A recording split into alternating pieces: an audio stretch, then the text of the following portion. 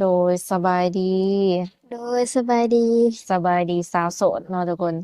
วันนี้มีโอกาสเข้ามาหาหรือว่ามาเยี่ยมมายามน้องเพิ่นเนาะเป็นแนวใดห่างหายไปโดนน้องละสบายดีอยู่บ่สบายดีอยู่โดยคือห่างหายไปโดนแต่เป็นอะไรน้องคาเวียร์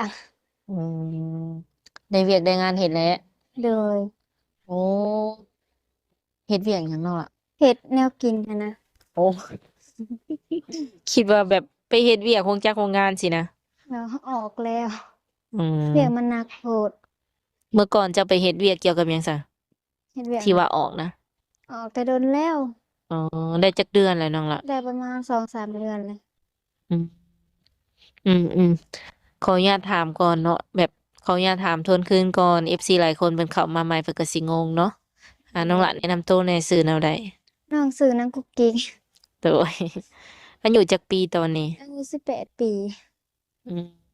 ผ่านมาน้องหลักเคยสร้างครอบครัวบ่บ่เคยเคยมีแบบว่าผู้บ่าวหรือว่ามีแฟนบ่น้องหลักเคยมีอยู่แต่ก็เลิกรากันไปแล้วอืมเป็นแนวใดคือเลิกลากันปรับความเข้าใจกันบ่ได้อันเจ้าบอกเลิกเพิ่นบ่หรือว่าเพิ่นบอกเลิกเจ้าต่างคนต่างห่างหายกันอืมตอนนี้เดะสะโสดจักเปอร์เซ็นต์ 100%โดย อ่าถือว่าออกมาเปิดใจอีกรอบแม่นบ่แม่อืมเปิดใจในมื้อนี้น้องละมีสเปคอยู่บ่มักผู้ชายแบบใดรูปร่างหน้าตาหล่อบ่หรือสูงหรือจั่งใดคนแบบคนสูงๆขาวหน่อยหนึ่ง สเปคนะแม่นอืมอายุเด้น้องละอายุจักปีก็ได้เว้าแท้แม่น60หรือว่า60กว่าได้บ่ได้โดยเคยเห็นแบบผู้บ่าวรุ่นใหญ่อยู่บ่ เคยอยู่ 40-50เคยเห็นแล้วเคยเห็นอยู่ ทรงสิรับได้อีหลีแม่นบ่ ได้เพราะว่าสิว่าแหน่อ่าอายุหลายเนาะก็เพิ่นก็ไปแบบตามกาลเวลาประมาณนี้เนาะเพิ่นก็สิบางคนก็ยังดูดีก็มีแต่ว่าบางคนก็ขออนุญาตเนาะก็เพิ่นก็เฒ่าประมาณนี้หันนะแต่ก็ทรงสิรับได้บ่โดยรับได้อืมพ่อแม่ได้ซะน้องล่ะเคยถามเพิ่นแหละสมมุติว่าน้องเปิดใจแล้วแบบว่าคบกับคนที่ว่าอายุหลายพ่อกับแม่เพิ่นสิรับได้บ่ รับได้คนบ่ว่าหยังตัวเจ้าเองเด้รับได้คือกันแบบบ่อายคนบ่บ่อายเพราะว่าสิว่าแหละน้องเพิ่นอายุน้อยเนาะแล้วก็บ่เคยผ่านทรายบ่เคยผ่านการแต่งงานก็ยันว่าเลือกอิหยังประมาณนี้บ่เลือกแบบใดก็ได้ขอแค่เพิ่นรักเราก็พอนะอืมตอนนี้นี่บ่ได้เข้าโรงเรียนบ่บ่ออกแต่โดนแล้วน้องหล่ะจบห้องใดก็สิขึ้นห้องมอแล้วก็ออกอืมได้ไปประกาศแบบชั้นประถมซื่อแม่นๆผ่านมาเจ้าก็เคยไปไทยบ่ยังบ่เคยจักเทื่ออืมมักไปแบบมักไปหลินไปเที่ยวอยู่บ่เจ้าก็ ดนๆไปเทื่อหนึ่งบ่ค่อยมักไปปานใดหากเคยไปบ่แบบปาร์ตี้แบบพายแสงสีนี่นะบ่คันไปลินนี่ไปแบบมักไปแบบใดน้องล่ะไปเล่นน้ำบอกน้ำหมู่หั้นนะมันนั่งดอกนั่งเล่นอืมแบบซุ่มแซวกันเล็กน้อยซื่อแม่นบ่ ยังบ่ทันเคยว่าซั่นเนาะทุกคนคิดอยากไปแบบเฮ็ดงานเหตุการณ์อยู่ฝั่งไทยอยู่บ่ในใจอยากไปแต่บ่มีเงินเฮ็ดบัตรตอนนี้เดะไสอยากไปบ่อยากไปอ๋อมีพี่น้องอยู่ฝั่งไทยอยู่บ่มีอ้ายเอื้อยแล้วก็ป้าลุงเออคันสมมุติว่ามีนายจ้างเนาะเพิ่นอยากให้น้องไปเฮ็ดงานสินะ เลยเพิ่นออกค่าบัตรค่าเบอร์ให้น้องหล่าสิบ่ตั๋วเพิ่นบ่บ่ตัวอืมแบบว่าย้านว่าฝากเงินมาให้แบบเฮ็ดบัตรเฮ็ดหยังแล้วน้องเงียบสินะบ่เงียบติบ่เงียบอยากไปไทยอยู่แต่บ่มีเงินเฮ็ดบัตรซื่อเจ้าอยากเฮ็ดเวียกหยังสมมุติเจ้าเลือกได้ๆอยากเฮ็ดร้านอาหารเป็นเด็กเสิร์ฟหั้นนะเสิร์ฟอาหารเคยมีประสบการณ์มาแล้วบ่เคยอ๋อเคยแบบว่าเฮ็ดงานร้านอาหารนี่ประมาณจักเดือนตอนน่ะประมาณ6-7 เดือน โอ้ถือว่าประสบการณ์ก็พอสมควรเนาะน่าจะบ่มีปัญหาแบบสอนเด็กน้อยก็น่าสิเฮ็ดงานได้เลยเนาะเลย อืมเพราะว่าเพิ่นเคยแล้วเด้ทุกคน อยากได้เงินเดือนประมาณจักพันน้องล่ะประมาณ10,000ไปก็ได้ อื พอกลุ่มมกินหั้นนะอยากได้งานที่ว่ากินอยู่นำเพิ่นบ่หรือว่าอยากอยู่แบบส่วนตัว กินอยู่กับเพิ่นอ๋อถ้าเป็นแบบว่านอกจากร้านอาหารเนาะสมมุติว่ามันบ่มีร้านอาหารสินะคืออันดับหนึ่งในใจเพิ่นเป็นร้านอาหารเนาะทุกคนแต่ว่าสมมุติมันบ่มีสินะงานอื่นเด้ซะมีอีกบ่งานอื่นบ่แม่นที่เฮาอยากเฮ็ดอีกงานแบบงานแบบใดก็ได้หั้นนะขายเสื้อผ้าอิหยังก็ได้เฮ็ดอาหารก็ได้เออในใจมักการค้าขายพุ่นแม่นแบบว่าอยู่นำเพิ่นกินนำเพิ่นเป็นงานบ่งานบ้านสิเด้น้องล่ะได้เฮ็ดได้อยู่อ๋อเคยเฮ็ดงานบ้านอยู่หั้นนะเออกับข้าวกับน้ำเฮ็ดเป็นบ่ เป็นเคยเป็นแม่บ้านอยู่ เอออยู่ลาวเฮานี่แม่นโอ้อายุน้อยแต่ว่าก็เฮ็ดงานแบบผ่านมาแล้วเนาะน้องหล่ะเคยเฮ็ดงานหยังแหน่ผ่านมานี่อะเว้าให้ เฮ็ด FC ฟังแหน่บัดเฮ็ดอาหารการกินให้ลูกน้องหั้นนะลูกน้องหัวหน้าอืแล้วก็มเสิร์ฟเป็นแม่บอกแม่บ้านหั้นนะเอาน้องได้เบิดเลยเออล้างถ้วยล้างชามก็ได้โอ้มีความสามารถหลายอย่างเนาะทุกคนเลยสมมุติว่ามีแบบ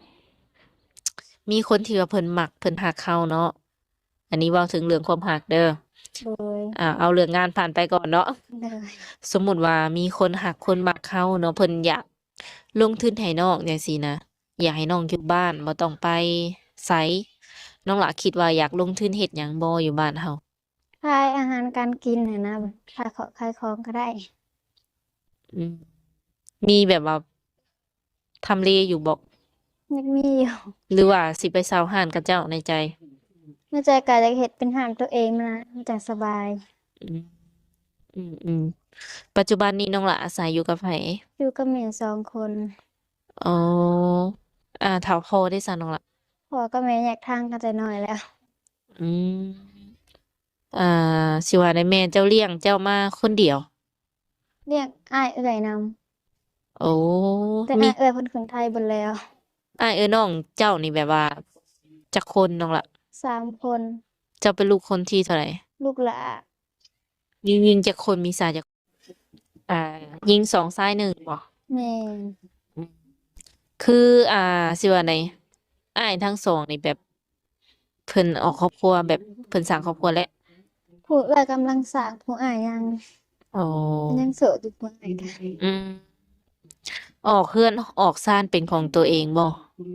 หรือยังว่าเพิ่นยังแบบเพิ่นยังสิมาอยู่นำเฮาอยู่ยังสิมาอยู่นำเสื้อผ้าอยู่อืมแต่ละปีก็เฮ็ดไร่เฮ็ดนาอยู่บ่น้องล่ะบ่ได้เฮ็ดเป็นหยังบ่มีผู้พาเฮ็ดเอหักมีบ่นานี่ มีสมมุติว่ามีแบบคนพาเฮ็ดนี่แต่ละปีเราได้ข้าวหลายบ่แม่นปีหนึ่งนี่เราได้ประมาณจักสอบสำหรับปีหนึ่งคะแนนว่าได้ประมาณจักสอบบ่ ฮะฮะได้จักสอบก็บ่ได้ยินได้ประมาณ100ปลายหั้นนะอืมรถไถรถเฮ็ดนาเฮ็ดหยังก็มีบ่บ่มีบ่มีทั้งคนพาเฮ็ดแล้วก็บ่มีทั้งรถรางพาหนะติแม่นเฮ็ดแนวใดซะให้นาเราน่ะให้ผู้อื่นเฮ็ดให้อืมพี่น้องเฮ็ดหั้นนะอืมเขาเจ้าก็เอาแบบแบ่งข้าวให้เราอยู่บ่แบ่งได้หลายบ่แบบเขาแบ่งให้อะนะหน้าถุงหนึ่งก็ได้ประมาณ6-7สอบเขาให้น้องนะแม่นเออแบบกุ้มกินอยู่บ่ กุ้มกินอยู่เพราะว่าอยู่แต่2 คนกับแม่อืมเดือนหนึ่งนี่เบิดจักสอบเข้าเบิดประมาณสอบเดียว บ่เปลืองปานใดเนาะอืมเป็นแนวใดแบบมันบ่ค่อยมักกินข้าวบ่หรือว่าแนวใดบ่ค่อยมากินข้าวกินแต่พวกขนมแล้วก็แล้วกินหยังก็แล้วแม่นบ่อาอืมเฒ่าแม่เพิ่นมีอาชีพการงานบ่น้องล่ะมีโอ้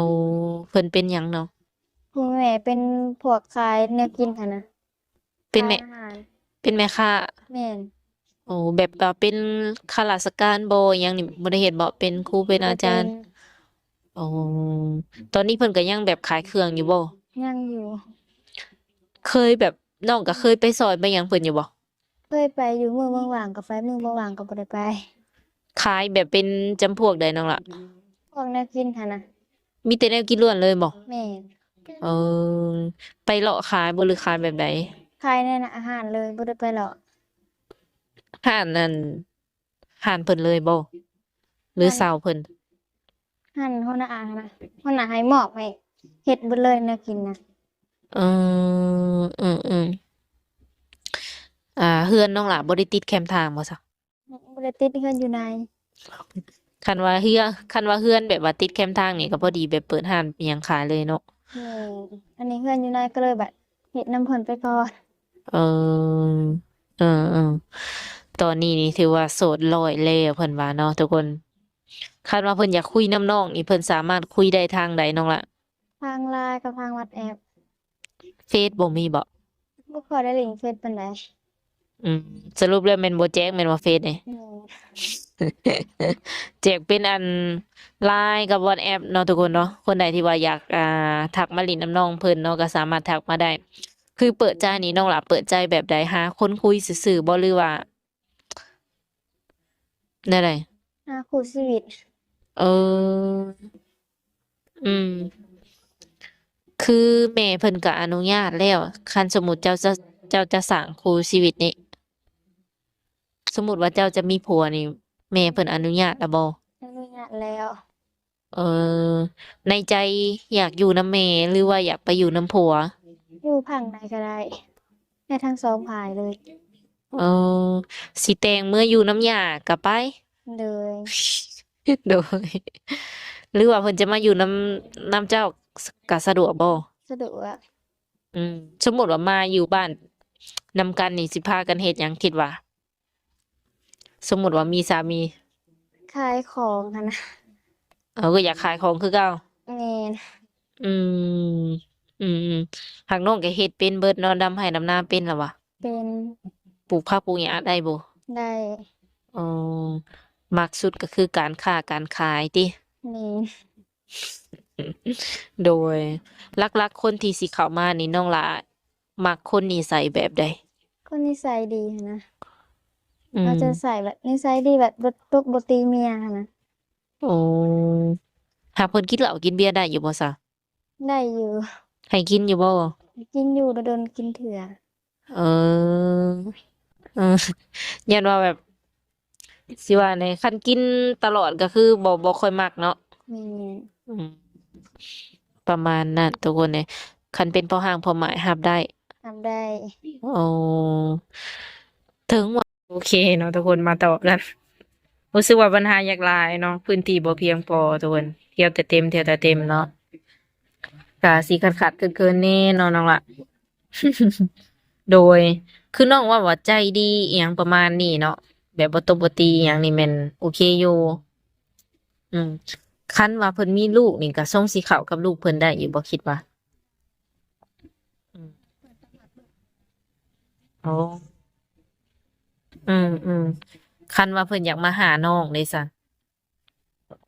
แบบหมายถึงว่าเพิ่นอยากมาหาเจ้าเด้ให้มาอยู่บ่คือมานี่มาแบบใดแบบเอื้อยพามาเลยได้บ่หรือว่าต้องนัดเจ้าก่อนเป็นแนวใดคันบ่นัดอะนะ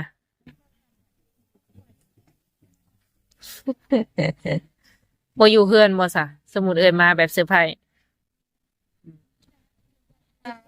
เกลียดบ่ได้มีความลับหยังติโดยบ่ได้ซุกบ่ได้ซ่อนผู้บอกผู้บ่าวไว้ติอ๋อโดยมาได้อนุญาตให้มาอยู่ติมาแบบว่าลิ้นอยู่เฮือนอยู่ซ่านก็ได้โอ้อืม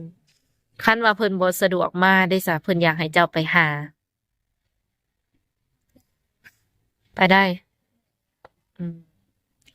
คันไปนี่ไปจักคนน้องล่ะสิเอาไผไปแหน่ อ๋อพอดีเป็น2 คนอืมส่วนตัวเจ้าเองแบบเจ้าเป็นคนนิสัยแบบใด ก็ให้ก็ได้อยู่บ่ ไปบอกเพิ่นดูแม่ว่าจะพากัน โอ้อืมๆย้านว่าบ่ให้เลย โดยเวลาอยู่กับหมู่กับหยังก็แบบเว้าหลายอยู่บ่อืมคันแบบว่าเพิ่นอยากโทรมาลิ้นเนาะสมมุติว่าเพิ่นอยากวิดีโอคอลเปิดกล้องให้เพิ่นเบิ่งได้บ่สะดวกแบบให้เห็นหน้าเห็นตาอยู่เนาะ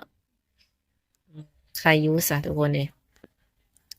ก็ประมาณนี้เนาะทุกคนทางสาวเปียงเองก็สิขออนุญาตสัมภาษณ์เพิ่นประมาณนี้คันว่ามื้อหน้ามื้อในมีโอกาสก็สิมาหาใหม่มื้อนี้ก็ค่ำลงเนาะ สุดท้ายน้องหลามีหยังแบบอยากฝากถึง FC เอื้อยอยู่บ่มีหยังอยากเว้าบ่ในใจ ว่าบ่เป็นว่าซั่นอืมแนวใดก็ฝาก FC เอื้อยไว้ในอ้อมอกอ้อมใจแหน่เด้อคันว่าเพิ่นทักมาก็ตอบเพิ่นแหน่เด้อน้องหล่ะคันคนใดที่ว่าเพิ่นแบบเข้ามาคุยแล้วน้องหลาบ่ถูกใจเนาะก็สามารถแบบบอกเพิ่นไปตรงๆก็ได้ สุดท้ายนี้ทางสาวเปียงเองก็สิได้ขออนุญาตมอบเงินให้เพิ่นไว้เติมบัตรเติมเบอร์หรือว่าไว้กินข้าวกินน้ำเนาะน้องหละเนาะเป็นจำนวนเงิน100,000 กีบตัวเนี่ยก็เป็นเงินที่ว่าผู้ใหญ่ใจดีที่เพิ่นซัพพอร์ตยูทูบเบอร์อยู่ตอนนี้เนาะเพิ่นฝากให้สาวโสดทุกคนที่ว่าถ่ายคลิปนำเอื้อยนี่แหละ